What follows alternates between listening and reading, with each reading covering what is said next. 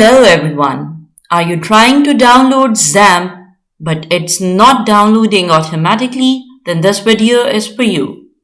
Open a new tab, write XAMPP. Now XAMPP installer and downloads for Apache Friends. Click here.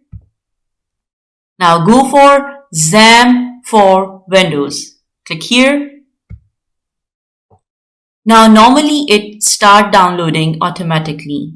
First we will see whether it's downloading or not. For that you need to go on this tab. Okay, your download will start shortly. We'll take you there in a few moments. It's written there. Let's see whether it's downloading or not. Okay, thank you for downloading XAMPP, but there is nothing in my download. Can you see? I'm going to refresh it. There's nothing in my download. For that, don't worry. I have a solution for that. Now click download again. Can you see there is a problems downloading? Click here. Now it's select WebWorks.